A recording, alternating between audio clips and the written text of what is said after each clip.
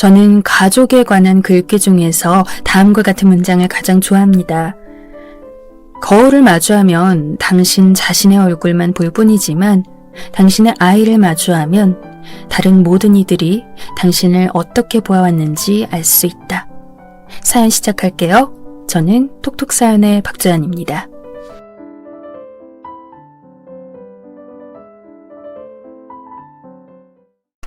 안녕하세요. 저는 이제 30대 후반의 나이로 접어드는 사람이고요. 저랑 1살 차이 나는 신랑하고 결혼했습니다. 신랑 쪽이 연상이에요. 저는 세자매 집안의 막내, 남편은 일남 일녀 집안의 맞이입니다. 아래로는 여동생 하나 있죠. 저희 친정 부모님이 시부모님보다 연세가 많으세요. 저는 언니들이랑 나이 터울이 좀 큽니다. 큰언니랑은 9살, 작은언니랑은 8살 차이가 나요. 큰언니는 시집도 일찍 갔기 때문에 애들이 벌써 대학생입니다. 저는 제 나이에 비해 아주 큰 조카들이 있는 것이죠. 작은언니는 30대 들어서 결혼을 했는데요. 그래서 상대적으로 결혼이 늦은 저보고 아주 친정 부모님이 성화했어요. 저 35살 때 30 중반 먹도록 왜 결혼 안 하냐고, 이러다 결혼 못하고 노처녀로 늙어 뒤질 거냐고 그랬습니다. 결혼 안 하고 있는 게 보기 싫다면서 말이죠. 그런데 두 분이 저 결혼에 이바지해 주실 형편도 아니었거든요. 그러시면서 왜 저한테 그렇게 닥달을 하셨던 걸까요? 이 심리가 뭔지 모르겠네요. 저는 막내에다가 늦둥이었지만요, 이 조건에서 느껴지는 혜택을 전혀 못 받아봤습니다. 설마 임신이 될 거라고는 친정 부모님 두 분 다 생각을 못 하셨대요. 그래서 임신 사실을 알고 고민이 많으셨다고 하더군요. 나 할까 말까, 내가 어찌나 갈등이 되든지. 친정엄마가 저한테 이 얘기를 도대체 몇 번을 하신 건지 몰라요. 에휴, 안 낳으려고 용을 썼는데 그래도 생명 저버리는 게 어려워서, 그러다 보니 배가 점점 불러오고 결국 낳긴 낳았지. 이렇게 제 앞에서 말하셨을 때 듣고 있던 저는 얼마나 황당했는지 몰라요. 늦은 임신, 그래서 아들이겠거니 하셨었대요. 아들이기를 기대하고 바랐지만 또 딸이라서 실망이 크셨다네요.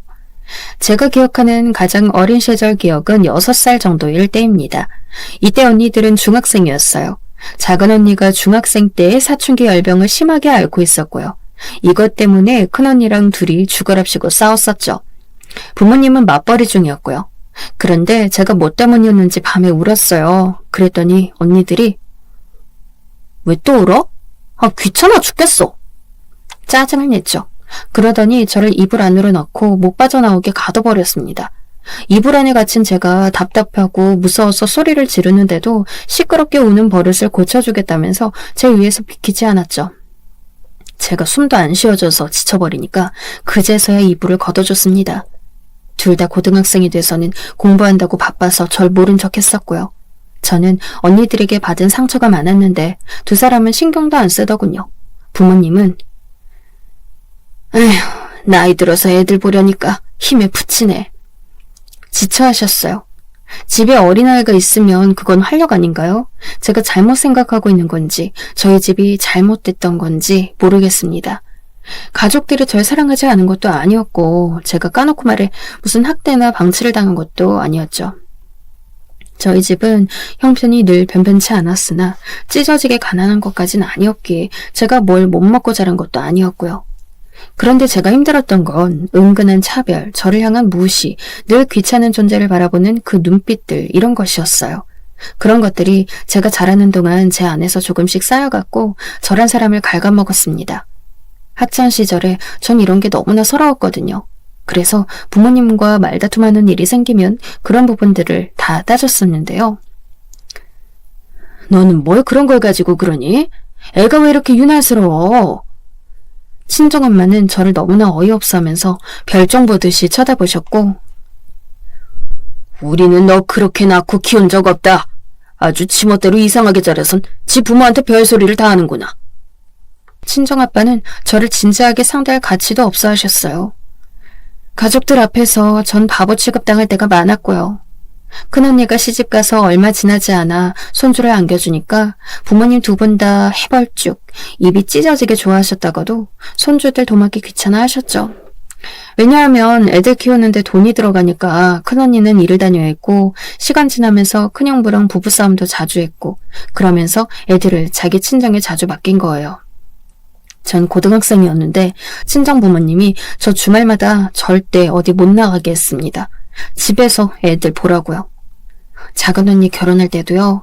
그때 작은 언니가 자기 친구들하고 엄청 싸웠었거든요. 그래서 작은 언니 결혼 준비할 때 그거 다 제가 도와줬습니다. 다 어디 같이 다녀주고 저 그때 알바해서 제 용돈 제가 충당하는 대학생이었는데 제 돈 써가면서 그렇게 작은 언니 도와줬어요. 그런데 작은 언니, 작은 형부 둘 다 저를 중요시 생각 안 했습니다. 자기들 필요할 때만 저 찾았죠. 결혼할 때 제가 몸 바쳐서 도와줬던 건 까맣게 잊은 지 오래였고요. 제 생일 한 번도 안 챙겨줬어요. 큰언니, 큰형부도 마찬가지였죠. 제 노고 안 알아줬어요. 지금 대학생 된 조카들이요. 제가 어렸을 때 다 놀아주고 밥 차려주고 먹여주고 이런 것들 절대 고맙게 생각 안 합니다. 자기 부모가 절 무시하니까 자기들도 그런 거겠죠. 언니들이 이런데 부모님은 말이 뭐 하나요? 제 친정 부모님 항상 하시던 말씀. 너는 막둥이라서 하나도 어렵지 않게 자랐다. 네 언니들은 결혼 제때해서 부모 속 안 썩였어. 정말 지겨웠어요. 제가 이러니까 자취를 안 할 수가 없었죠. 제가 직장 핑계 대면서 자취 시작했을 때 더 큰 액수의 용돈을 요구하셨어요. 알바 시작했을 때도 용돈을 요구하시더니 만만하고 착한 호구 같은 막내인 저한테만 늘 강하게 구신 분들이었어요. 저보고 35살이나 처먹고 아직 노처녀라고 흉보실 때 저는 아이러니하게도 그 순간 남자친구랑 결혼할 결심을 했더랍니다. 결혼해서 이 집구석이랑 멀어지려고 말이에요. 이 남자친구가 지금의 신랑이죠. 신랑은 자기 가족 부양하느라 결혼을 미룬 경우였습니다. 제가 집에서 막내, 막둥이인데도 부조리한 경우를 많이 겪었는데요. 신랑은 여동생 하나 둔 장남임에도 부조리한 경우를 많이 겪은 사람이었어요. 그래서 저희는 서로를 알아보았고 잘 맞았나 봐요. 처음에는 그냥 지인으로 알고 지내던 사이였어요. 저희는 참 특이하게도 양가 가족들 아무도 교회를 안 다니는데 저희만 다녔어요. 독실한 신자 뭐 그런 건 아니었고요. 저는 제 주변에 아주 사람 좋은 언니가 한 분 계셨어요. 그 언니랑 항상 친해지고 싶다고 속으로 생각하고 있었거든요. 근데 교회를 다니고 계시더라고요. 어느 날 지인들 모임에서 그 언니를 만났다가 교회 관심 있으면 한번 같이 가보잔 말에 충동적으로 제가 오케이를 해버리고 말았어요. 그 당시는 제가 마침 사귀던 놈이랑 헤어지고 그렇게 얼마 안 된 때였거든요. 주말에 그래서 할 게 없었어요. 저는 이놈한테 장렬히 차였었습니다. 제가 순해서 좋았는데 주체성이 너무 없어서 저보고 질린다고 그런 얘기들 하면서 저를 뻥 차버렸었죠. 제가 얼마나 충격받았는지 몰라요. 왜 이러냐고, 제가 더 잘해보겠다고 얘기 좀 하자고 매달렸는데 제 번호를 바로 차단했고요. 그런데 제가 그놈하고 헤어진 걸 알게 된 친구들이 그놈한테 새로 여자가 생긴 것 같다고 알려줬었죠. 더 나중에 알게 된 사실이지만 양다리였습니다. 저랑 사귀면서 양다리 걸친 여자한테 가기 위해서 저를 차버렸던 거였죠. 이 나쁜 놈. 아무튼 그런 아주 별로인 연애였어요. 저는 제가 별로이기 때문에 그런 놈들만 꼬이는구나 싶었네요. 힘든 와중이었기 때문에 제가 평소 동경하고 있던 그 언니의 교회에 가보잔 제안을 덜컥 수락했던 것 같습니다. 교회에 처음 나갔는데 거기서 저랑 똑같이 그 주에 교회 처음 나간 사람과 새 신자를 인사하는 시간에 마주쳤어요. 그 사람이 제 신랑이었죠. 교회에 대해서는 아무것도 모르고 그냥 친구의 친구 통해 한번 와봤다고 자기소개하는데 저랑 아주 비슷한 경로였죠. 교회에서 진행하는 모임을 통해 신랑이 개인사를 들을 수 있었습니다. 자기 이야기를 자유롭게 나누는 코너가 늘 있었거든요. 저는 이렇게 조용하고 차분해 보여도 속에는 뜨거운 울분이 있는 사람이거든요. 그래서 그런지 세상살이가 다 역설적으로 보이고 뭘 봐도 그저 잿빛 세상으로 보입니다. 인간이 한계를 마주할 때 신을 찾게 된다죠. 그런 말을 생각하고 있던 와중에 교회 한번 같이 나가보지 않겠냐는 권유를 받아서요. 타이밍이 공교롭다고 느껴져서 나오게 됐습니다. 일요일마다 할 일이 따로 없어서 매주 나오게 됐더니 그게 어느새 반년 정도가 됐네요. 신랑이 말하는 동안 저는 그걸 들으면서 이 사람 나랑 되게 비슷하구나 라는 생각을 했더랍니다. 묘한 동질감을 맛보았어요. 저희는 1년이 넘도록 아는 오빠 동생으로 지냈고요. 그러다가 사귀게 되었습니다. 35살 처먹고도 결혼 못한 노처녀라고 정말 어이없는 발언으로 저를 흉보신 친정 부모님. 그래서 반은 홧김에 지금 사귀는 남자친구랑 결혼할 거라고 말을 했던 건데요. 정말 결혼까지 착착 진행될 줄이야. 지금 생각하니 헛웃음이 나와요. 신랑을 만나기 전에 했던 연애들, 그 연애가 잘 안 됐을 때마다 가족들은 저를 보고 네가 부족해서 그랬겠지. 아, 그러게 더 잘하지 그랬냐? 이런 말을 던졌습니다. 아, 여러분은 이런 반응 어떻게 생각하세요? 저는 가족들한테 위로해달라고 한 적도 없었어요. 적어도 저를 깎아내리는 말은 하지 말았어야 했던 거 아닐까요? 저한테 가족들은 왜 그랬던 걸까요? 나는 우리 가족들에게 받은 상처가 많아. 그런데 남보다 못한 가족 가진 경우들, 가족들 때문에 빚쟁이 되고 난리 나고 이런 경우 보면 내가 행복한 것 같기도 해. 내 불평 불만이 보기 겨우 짓거리는 투정이 되는 것 같아. 어쩜 좋을까? 제가 속마음을 털어놨을 때 신랑은 이렇게 답했습니다. 그런 건 어차피 상대적인 거야. 작은 상처라도 그게 곪으면 치명상이 되는 거야. 네 마음은 온전히 네 건데 남이 이렇다 저렇다 재단할 순 없어. 신랑이 담담하게 절 위로해주는데 그게 얼마나 고마웠는지 몰라요. 신랑에게는 여동생이 한 명 있는데요. 이 시누이가 어렸을 때 많이 아팠다고 합니다. 병 때문에요. 심지어는 병원에서 마음의 준비를 하라고 한 적도 있었다네요. 그런데 결국 이겨내고 살아난 거예요. 그러는 기간 동안 부모님은 물론이고 가까운 친척들 모두 시누이에게 관심을 쏟고 집중했었다고 신랑이 그렇게 회고했습니다. 3년을 꼬박 그랬었다네요. 그래서 신랑은 자기 초등학교 졸업식 때 너무 행복했었대요. 졸업식이라고 부모님이 참석해서 사진 찍고 짜장면을 사준 게 너무 좋았대요. 자기가 오롯이 받은 관심이 기뻐서요. 신랑이 중학교에 입학하고 나서 학교에서 좀 힘든 일이 있었다고 합니다. 그런데 혼자 삭혔대요. 부모님이 자기 여동생한테만 집중하고 있는 걸 보니까 차마 입이 안 떨어지더래요. 집에서 신경 안 쓰는 애인 걸 알고 선생님 또한 은근히 자기를 등한시하기 시작한 걸 느꼈을 때 정말 비참했었다고 합니다. 너무했죠. 신랑은 고작 시누이보다 3살 많았을 뿐이에요. 신랑도 똑같이 어렸다고요. 어른 시누이가 혼자 아파서 얼마나 외롭고 무섭고 힘든 병마와의 싸움을 했냐며 다들 측은하게 여겼지만 신랑도 어렸습니다. 부모님의 손길과 어른들의 관심이 필요한 성장기의 아이였어요.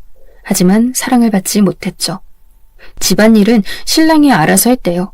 군말 없이 따르고 사고치지 않는 착한 아들이어야만 했다고 합니다. 시누이가 크게 아팠던 바람에 그걸로 시댁이 빚을 졌었대요. 이것 때문에 오래 허덕였고요.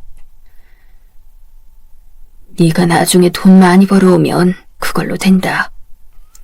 시부모님의 그 말이 고등학생이었던 신랑에게 얼마나 부담됐을지. 고등학교 재학 내내 준수한 성적만 유지했던 신랑이었고 모의고사도 늘 잘 본 편이었는데 하필이면 수능을 망쳤습니다. 너무 아쉬운 성적을 내고 말았어요. 그래서 주변에서는 재수를 권했다고 합니다. 아니면 그 성적으로도 나름 괜찮은 대학을 갈 수 있으니까 일단은 입학해서 상황을 보고 반수하는 것도 방법이라는 조언도 꽤 들었다고 해요. 수능을 망쳐서 심란해하던 신랑에게 시부모님은 그저 괜찮다고 했대요. 놀랍게도요. 이게 신랑을 위로하는 차원에서의 괜찮다는 게 아니었습니다. 괜찮아. 그냥 대학 안 가도 돼. 대학 가지 말고 일자리 얻어서 돈이나 벌려무나. 네 동생 이제 고등학생 되니까. 그래. 네 동생이 공부 잘하면 얘가 대학 잘 가면 그걸로 되지. 신랑은 대학에 가고 싶었대요. 하지만 시부모님이 우리 너무 힘들다. 이렇게 말하는 것을 듣고 차마 고집부리지 못했대요. 자기 부모가 눈물 글썽이고 있는데 그 앞에서 자기 욕심 채우겠다는 말이 차마 입 밖으로 안 나갔대요. 친구들이 대학에 입학할 때 신랑은 공장에 입사해서 일을 시작했습니다. 고등학생이 된 신우이는 공부를 그냥 평균 수준으로 했대요. 대학도 그래서 아주 무난에 빠진 곳으로 갔고요. 그 돈 다 신랑이 대줬습니다. 신랑이 군대에서 구르고 있을 때 신우이는 대학 생활을 즐기고 있었죠. 저희 신랑이요, 생긴 게 잘생기지 않았어요. 그런데 인상이 멀끔은 합니다. 허튼 소리 안 하게 생겼고요. 생긴 것만 봐도 말수가 적은 느낌이죠. 반면 신우이는 그 인매만 봐도 활달하게 잘 조잘거릴 것처럼 생겼습니다. 신우이가 엄청 애교가 많은 편이에요. 되게 밝게 웃을 줄 알고요. 신랑이 시부모님 사는 댁 그 집 장만하는데 힘을 써줬어도요. 그 집에 신우이가 방문해서 시부모님이랑 맛있는 거 먹고 TV 보면서 같이 웃어주는 거, 그게 더 시부모님한테는 효과가 컸었나 봐요. 신랑 표현으로는 그렇더라고요. 원래 신우이 태어나기 전에 시어머님이 먼저 임신을 하셨다고 합니다. 신랑 밑으로 원래 다른 동생이 있었던 거죠. 그런데 신랑이 장난감을 갖고 놀다가 시어머님이 걸어가시는 와중에 그 앞으로 잘못 그걸 던졌대요. 그 장난감을 받고 시어머님은 무방비한 상태에서 완전 심하게 넘어지셨다고 해요. 저는 신랑이 잘못 던졌다기보다 시어머님이 잘못 밟으신 게 정확한 표현이라 생각해요. 그 아기가 뭘 한다고 잘못 던져요. 부모가 알아서 잘 돌봐야죠. 세게 넘어지셔서 그걸로 고생하시던 시어머님은 배에 품고 있던 생명을 떠나보내셨어요. 병원에서 태아가 아들이라고 기띔을 해준 지 바로 얼마 안 될 시점이었다고 합니다. 유산의 충격이 너무 심했는데 임신이 그새 됐어요. 그렇게 태어난 게 신우이였죠. 신우이가 병 때문에 고생하기 시작했던 게 9살부터였다고 하는데요. 신우이가 8살이었을 때 신랑이 주방세제로 비눗방울 부는 걸 만들었었대요. 어렸을 때 갖고 놀던 그 장난감 있잖아요. 호호 하고 불면 비눗방울 부러지는 거요. 문구점에서 샀던 게 비누액이 다 떨어지니까 신랑이 부엌에 있는 주방세제로 자기가 만들 생각을 했었던 겁니다. 신우이가 그걸 보고 통에 든 게 뭐냐고 물었는데 신랑이 장난으로 마법의 물약이라고 그랬대요. 마시면 마법을 부릴 수 있게 된다고요. 그런데 그걸 신우이가 홀라당 다 마셔버린 겁니다. 그걸 마신 신우이는 헛구역질하다가 울면서 토하고 네 동생을 또 보내려고 하는 거야? 한 번이면 됐지 2번은 안 돼. 시어머님은 순간적으로 이성을 잃고 그런 발언을 하셨대요. 그게 신랑에게는 굉장한 충격으로 머리에 새겨졌다고 합니다. 몇 달 안 지나서 자기 동생이 큰 병을 앓게 돼서 더 죄책감이 들었대요. 어린 마음에 다 자기 때문이란 생각이 들었다고 해요. 자기가 마법의 물약이 아니라 저주의 물약을 동생에게 건네서 그렇게 된 거라는 생각도 해봤었대요. 게다가 설상가상으로 당시의 아랫집에는 맨날 현관문에다가 이상한 부적들을 여러 개 붙여놓고 사는 세대가 있었대요. 얼굴이 거무죽죽한 할머니가 혼자 사는 집이었다고 합니다. 부적들 때문에 소문도 무성했었대요. 그런데 그 할머니가 신랑을 보더니 지 가족들 치러 온 사신이네. 이런 말을 대뜸 뱉더래요. 그날은 신랑이 학교 과학 시간에 만든 비행기 모형을 손에 들고 있었대요. 나무젓가락으로 만든 거요. 학교 마치고 집에 바로 와서 동생 돌봐야 하지 왜 밖에서 친구들하고 이때까지 놀고 있었냐고 시어머님은 혼을 내던 와중이었고 신우이는 울먹이고 있었고 그 앞에서 신랑은 시무룩하게 비행기 모형을 만지작거리면서 혼나고 있었대요. 그 와중에 이상한 할머니가 그 옆을 지나면서 그런 발언을 한 거예요. 얼마 후 그 할머니 집에 그 지역에서 용하다고 아름아름 소문난 무당이 들르는 걸 주민들이 봤습니다. 그러자 시어머님은 그 할머니한테 신기가 있다면서 신랑에게 한 말에는 반드시 뭐가 있을 거라고 믿기 시작하셨대요. 정말 황당한 일이었죠. 그러니까 신랑이 더 주눅 들어서 살게 됐던 거예요. 집에서 눈칫밥을 먹기 시작했다고 합니다. 어린 마음에 정말로 자기가 불길한 존재라서 가족을 힘들게 하는 건 아닐까 그런 의심을 자꾸 했었대요. 가족을 사랑하는 걸 보여주기 위해선 자기가 열심히 보여주면서 증명을 해야 한다고 생각했다고 합니다. 아픈 동생을 위해 찍소리도 안 하고 착하게 구는 오빠로 늘 신경 쓸 거 많아서 고생하는 부모님을 위해 사고 안 치고 묵묵하게 집안일하는 아들로 그렇게 살아왔죠. 신랑이 잘생긴 얼굴은 아니라도 신뢰감 있는 인상이라고 했잖아요. 그래서였나 봐요. 신랑이 사실 저 만나기 전에 되게 잘 될 뻔한 인연이 있었대요. 26살 때 만났었대요. 그런데 이 여자친구가 부잣집이었다고 합니다. 둘이 동갑이었는데 그 여자친구가 저의 신랑을 엄청 마음에 들어 했었대요. 오죽하면 신랑하고 결혼하고 싶어 했는데 신랑 집안이 마음에 안 들어서 그게 문제였대요. 그 여자친구네 집안에서는 신랑을 반대했는데 하도 딸이 성하니까 그 남자가 자기 집이랑 인연 끊고 우리 집에 대리사위로 들어오면 허락하는 신용이나마 해주겠다. 이렇게 그 부모님이 말했다고 합니다. 그런데 저희 신랑 집안이 제 시댁이 그런 취급받고 순순히 아들의 행복을 빌어줄 집구석이 아니었죠. 그때요, 시누이가 죽겠다고 난리를 쳤대요. 난 우리 오빠 없으면 안 돼. 세상에서 오빠를 제일 사랑하는 건 우리 가족이야. 고작 1년만 한 그 언니가 아니라고. 오빠 제발 정신 차려. 오빠의 가족은 우리야. 우리를 두고 짐짝 취급한 그런 집안에 어떻게 결혼해서 들어갈 생각을 했어? 우리한테 미안하지도 않아? 속상해 미치겠다면서 울고불고 시부모님은 금쪽 같은 아들이 요망한 여시한테 홀리고 돈에 눈이 멀어 가족을 저버린다며 거의 드러누우셨고 결국은 신랑이 27살 가을에 그 여자친구랑 헤어졌대요. 그때 그 여자친구가 저희 신랑한테 이런 말을 남겼다고 합니다. 너는 10년이 지나도 네 가족한테 묶여있을 거야. 그때도 결혼 못했겠지. 신랑은 그저 자기가 못난 놈이라 미안하다는 사과만 남겼다는군요. 그리고 딱 10년이 지났을 때 신랑은 저와 결혼하게 됐네요. 공교롭죠? 저 36살, 신랑 37살에 결혼했으니까요. 실연의 아픔을 뒤로하고 신랑은 더욱 일에 매진했습니다. 일을 항상 성실하게 했기 때문에 늘 인정을 받아왔는데요. 그래서 신랑은 30을 목전에 두고 더 좋은 조건에서 새로이 일을 시작하게 됐어요. 훨씬 안정적인 직장이었습니다. 그러자 놀라운 일이 일어났어요. 시아버님께서 일을 그만두신 거예요. 이제 이 나이에 일하고 사는 거 청산해야 하지 않겠냐? 그때 시아버님 55세였다는데 큰돈은 안 돼도 시부모님 당신들의 생활비 하실 정도로는 버셨다고 하는데요.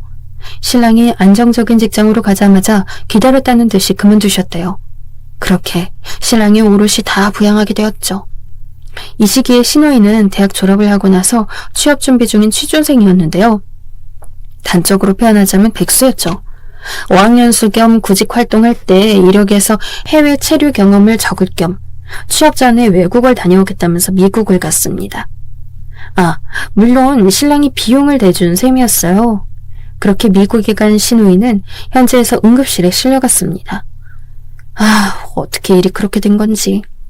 그 먼 타국에 가 있을 때 하필 맹장이 터진 거예요. 우리나라에서 맹장 터져서 맹장 수술 받았다 치면 그게 무슨 큰 거리로 느껴지나요? 전혀 아니죠. 그런데 미국에서 그거 응급 맹장 수술 받은 거 가지고 천문학적인 비용이 청구되었대요. 시부모님이 당장 미국으로 가시니 많이 난리 나셨다는데 헬로 하이도 못 하시는데 어딜 가나요? 결국 신랑이 직장에다 양해를 구하고 미국을 갔죠. 시누이는 자기 대학 동기랑 둘이서 간 거였는데 그 동기 친구도 당황해서 어쩔 줄 몰라 하고 있고 신랑이 상황 수습 다 했습니다. 미국은 병원에 갔다 그러면 무조건 큰돈 드는 거고 자칫 수술비 청구로 파산까지 이를 수 있는 것이더라고요. 특히 시누이는 외국인이었으니 신랑이 눈앞이 정말 깜깜해졌다고 해요. 그런데 마침 직장 동료 하나가 자기 사촌형이 미국 그 지역에 산다고 필요하다면 도움 요청하겠다고 말을 해준 겁니다. 신랑은 염치불고하고 부탁을 했고 직장 동료의 사촌형이 그 병원으로 와줘서 해결에 큰 도움을 줬대요. 미국은 청구된 병원비 가지고 협상하는 그런 시스템도 있다네요. 정말 우리나라가 의료체계 잘 되어 있고 살기 좋은 나라 같아요. 시누이는 신랑 덕분에 고등학교 재학 때도 사교육을 받았었고 대학도 무사히 갔고 영어학원도 여러 차례 다녔고 미국까지 간 거였는데 고졸 신랑보다도 영어를 못했다고 합니다. 의료진이 무슨 말을 하니까 신랑이 알아듣고 대답했는데 시누이 왈. 병원 용어로 막 그러니까 무슨 말인지 모르겠네. 난 의료 단어는 몰라서. 멋쩍은 듯이 변명을 하더랍니다. 신랑이 기가 막혔대요. 오늘 날씨 좋다고 그러신 거잖아. 그래서 그렇다고 내가 대답해드린 거고. 신랑 말에 신우이는 깜짝 놀라서 민망해하니까 못 들은 척 딴청을 부렸대요. 신랑은 정말 골치 아팠는데 한국 돌아오는 길에 신우이가 정말 미안하다고 엉엉 우니까 또 마음이 약해졌대요. 자기한테 무릎이라도 당장 꿇을 기세라서 차마 나쁜 소리가 안 나왔대요. 신우이가 맹장 터지고 싶어서 터진 것도 아니었으니까요. 그 대사건을 두고도 시부모님은 역시 동생은 오빠가 챙겨야지. 든든하네. 아유, 큰일 아니고 맹장이었길 천만다행이다. 신랑의 노고를 고마워하거나 칭찬하지도 않았다고 합니다. 너무 당연한 일이라고 여기셨대요. 신랑은 묵묵히 일을 다니면서 여자 만나보라고 주선이 들어온 적도 있었고 직접 대시도 한번 받아봤지만 왠지 누군가 만나기가 망설여졌다고 합니다. 자기가 아니면 이제 아무런 소득이 없는 부모님, 변변찮은 직장 들어가서 적응 못하다가 퇴사하고 놀다가 재취업을 반복하는 동생, 이런 가족을 둔 장남으로서 연애하는 건 상대에게 실례라는 생각이었다는 겁니다. 신랑이 33일 때 시어머님이 무릎 수술을 좀 크게 받으셨대요. 이때 신우이가 또 일 그만두고 쉬고 있을 때라서 시어머님을 지극정성으로 간호했다네요. 보호자 역할 톡톡하게 하면서요. 역시 지 엄마 아빠 챙기는 건 너밖에 없구나. 그런 딸을 참 기특하게 여기셨다고 합니다. 그 수술비 신랑이 낸 거였는데요. 이렇게 저희 신랑 평생을 잘했다 고맙다라는 말을 가족으로부터 제대로 못 듣고 살았습니다. 신우이는요, 남자친구가 잘못 사귀었다가 사기당해서 돈까지 날렸어요. 웬 이상한 놈을 만나는 바람에요. 나중에는 이놈이 결국 사기죄 때문에 감옥까지 갔다죠. 어쩌다 이런 놈하고 엮였는지 모를 일이에요. 신우이가 착하고 여려서 사기 대상으로 찍힌 거라고 시부모님은 비호했습니다. 왜 안 그러셨겠어요? 그 사기꾼 놈이 생긴 것도 잘생겼고 인상도 반듯해서 마음에 든다고 우리 딸이 남자 보는 눈 좋다고 별 호들갑 다 떠셨던 분들이 시부모님이었던걸요. 그랬는데 그놈이 사기꾼이었고 신우이 돈 뜯어서 잠적했으니 창피하셔서라도 당신들의 잘못을 감추고 신우이가 착한 게 죄였다면서 그런 식으로 얼버무리신 겁니다. 신랑은 늘 가족 때문에 다채롭지 못한 일상, 잿빛으로 보이는 세상에서 살아왔던 것 같아요. 그렇게 살아왔다 보니까 결혼 욕심도 못 내고 있었고요. 심적으로 고단한 와중에 교회를 우연히 나가보게 됐고 그곳에서 저와의 인연이 시작되었던 것입니다. 어쩜 이렇게 만났을까 싶어요. 신랑이 그러더군요. 제가 아니었다면 자기는 결혼을 안 했을 거래요. 저니까 자기 마음을 열어보일 수 있었던 거라고 그랬습니다. 그런데 그건 저도 마찬가지 아니었나 싶네요. 신랑이 아니었다면 결혼에 대한 확신을 가질 수 있었을지 장담이 안 되거든요. 어쨌든 저희는 서로를 인연으로 여기며 만나다가 결혼까지 하게 되었습니다. 저희 부부에게는 저희만의 계획이 있었어요. 차분하게 미래에 대한 이야기를 많이 나눠봤죠. 그래서 신혼집은 월세로 시작했습니다. 월세 2년 계약으로 당연히 2년만 살고 다른 집으로 그 다음엔 이사갈 계획이었고요. 저희가 어떻게 미래를 단계적으로 구상하고 있는지는 양가에 굳이 알리지 않았습니다. 저는 결혼 후에 친정과의 왕래를 확 줄여버렸어요. 연락이 와도 시큰둥, 저한테 하등 쓸모도 없는 잔소리가 쏟아지면 그냥 그러려니 귀찮아하면서 기계적으로 반응해주곤 전화를 끊었죠. 그러다 보니까 친정 식구들이 점점 저를 함부로 못 대하더군요. 아무 때나 붙잡고 만만하게 화풀이하던 그 대상이 자기 주체성을 가지고 단호하게 나오니까 처음에는 무척 당황들 하시더니 시간이 지날수록 저에게 조심스러워졌습니다. 자기들 생각대로 제가 안 움직여주니까 충격이었던 모양이에요. 지렁이도 밟으면 꿈틀하는 게 맞다고 아마 생각들 하지 않았을까요? 아휴, 진작에 가족 바라기 그만둘 걸 그랬어요. 이미 마음은 뜬 지 오래였지만 아주 단호하게 끊어낼 명분이 제 딴엔 부족했는데 결혼을 계기로 그럴 수 있었어요. 신랑이라는 제 든든한 편, 저의 울타리이자 방어막, 저만의 가족이라는 존재가 절 바뀌게 했습니다. 친정 식구들로부터 받는 스트레스가 확 줄어서 얼마나 후련한지. 저희는 여러 조건들을 고려하면서 아이는 한 명만 낳기로 했습니다. 수입 공유를 서로에게 투명하게 공개하면서 착착 돈 관리도 해나갔고요. 이 세상에 내 마음 알아주는 나만의 편이 생긴 것 같아서 좋다. 혼자 헤쳐나가는 게 세상 사는 거라고 생각했는데 그게 아니었어. 연애 때보다 결혼한 지금이 더 좋아. 어느 날 맥주 한 캔씩 하면서 신랑이랑 도란도란 대화를 나눴는데 신랑이 저렇게 말을 해줬을 때 저는 100번 동감을 했답니다. 저도 딱 그런 생각이었으니까요. 3룸 빌라에서 저희는 남부러울 것 없이 행복한 신혼생활을 해나갔어요. 저희는 결혼식을 굉장히 약소하게 했거든요. 돈 회수할 때가 양가 부모님들에게 없었기 때문에 그 분들이 큰 불만을 토하진 않으셨습니다. 일단 당신들이 돈을 내주시지도 않았으니까요. 결혼식에 돈 아꼈으니 집에 돈 쓰겠네? 월세로 산다고? 그럼 집 구할 돈 많이 아꼈겠네. 이런 식으로 생각들이 흘러가시는 게 너무 별로였지만요. 저희 둘이 결혼해서 부부가 된 건데 왜 거기다 대고 계산기를 두드리시는 건지. 처음에 친정에서는 저한테 월세살이 한다고 흉을 봤었어요. 그 중에 마음이 아팠던 게 아무렴 네가 그래. 그럴 줄 알았다. 네 주제에 그럼 그렇지. 이런 말이었던 것 같아요. 한 30년을 저런 발언을 들어온 것 같은데 면역이 안 되어 있었나 봐요.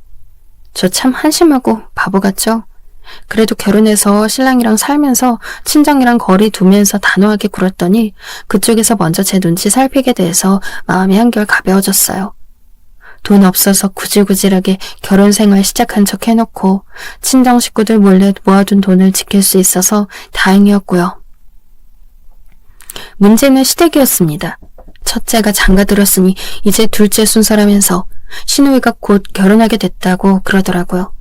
상대는 저도 잘 모릅니다. 그냥 한 번 본 게 다였어요. 전에 사기꾼 만났다가 돈 뜯기고 난리 났던 일화를 들어서 알고 있는지라 시누이 결혼 상대가 누구든 간에 깊게 관여하고 싶지가 않더라고요. 그건 신랑도 마찬가지였습니다.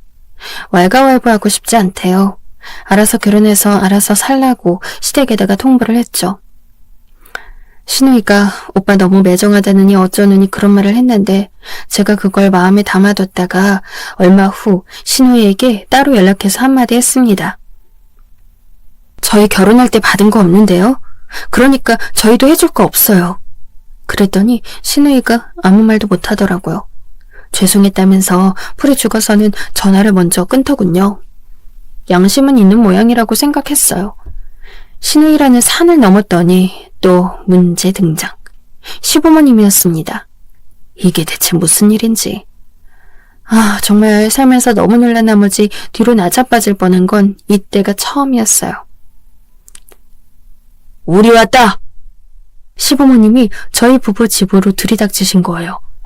각자 손에는 짐가방 하나씩 들고 말이죠. 갑자기 오신 것도 당황스러운데 웬 짐을 가지고 오신 건가 했습니다. 그런데 지내실 때 필요한 짐을 일단 챙겨 오셨다는 거예요. 전 그래서 처음에 시댁이 급하게 보수공사라도 들어간 줄 알았어요. 그런데 전말은 상상 그 이상이었습니다. 그 집 내놨다. 잘 아는 우리 동네 부동산 사장한테 그거 내놨어. 집 편할 때 손님 불러다 구경시키라고 했다. 우린 여기서 좀 지내면서 적응하마. 어차피 이제 같이 살게 될 테니까. 시누이의 결혼 자금을 보태시려고 사시는 집을 내놓고 당신들은 저희 부부 집에 와서 사시겠다는 그런 얘기였어요. 순간적으로 머리가 어질어질해지더라고요. 저는 얼이 빠져 있었고 신랑은 화가 난 표정이었는데요.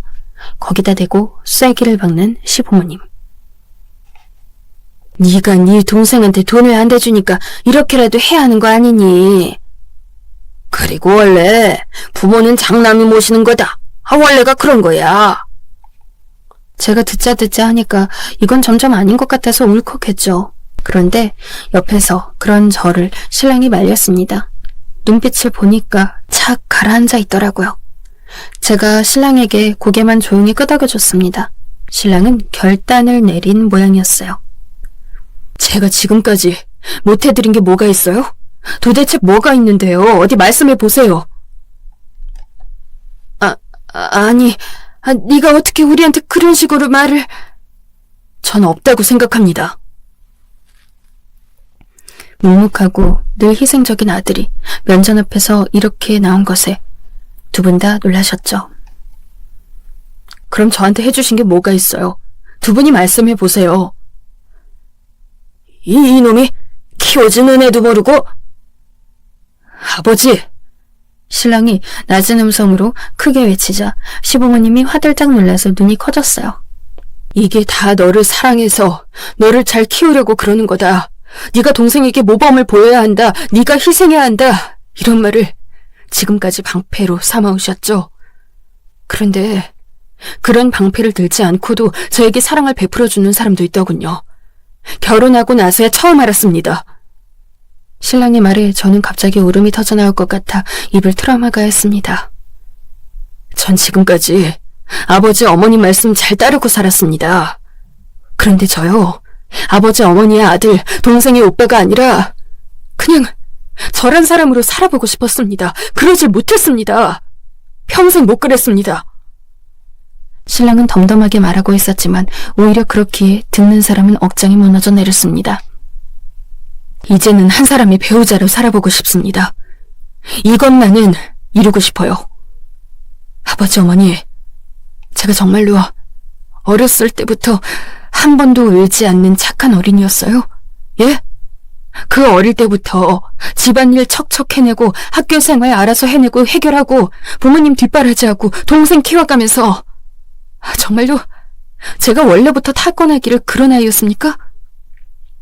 신랑의 말에 시부모님 두 분 다 할 말을 잃으신 채로 멍하니 있었어요. 눈빛에선 충격이 일렁거렸죠. 아니요. 저는 그런 아이 아니었습니다. 그렇게 태어나지 않았습니다. 단지 전 그냥 포기했던 겁니다. 아버지 어머니, 세상에 원래라는 건 없습니다. 만들어진 것만 있는 것이죠. 저는 두 분의 강요에 의해 만들어진 아들이었습니다. 그때였어요. 시어머님이 손에 얼굴을 묶고는 어깨를 들썩이며 흐느껴 울기 시작하셨죠. 남은 인생, 이제 저의 가정을 위해 헌신하며 살아가고 싶어요. 이건 제 선택입니다. 저를 위한 인생이기도 하고요. 이 못난... 시아버님이 말을 뱉으셨다가 삼키고는 고개를 푹 숙였습니다. 우시고 계셨죠. 미안하다. 미안해. 너는 알아서 잘하니까, 알아서 잘 사니까 끝까지 괜찮은 줄로만 알았어. 시어머님이 흐느끼며 하신 말씀에 신랑은 눈물이 잔뜩 고인 눈을 애써 위로 들었습니다. 한참 시부모님이 우시는 걸 보고 있었던 것 같아요. 제가 제 얼굴에 눈물 자국을 다 닦아냈을 때 두 분은 이만 가보시겠다고 했습니다. 저희는 조용히 배웅해 드렸어요. 시아버지가 마지막으로 신랑을 물끄러미 보시다가 고개를 한번 숙여 인사를 보내보셨어요. 집안에 남겨진 저희는 소파에 나란히 앉아서 손을 잡고 있었죠. 어느 순간 신랑에게서 울음이 터져 나왔어요. 신랑이 그 서러움을 다 토해내는 동안 저는 옆을 지켜주었습니다. 신랑이 자기 가족을 향해 희생하며 헌신해왔던 것만큼이나 아주 묵묵하게요.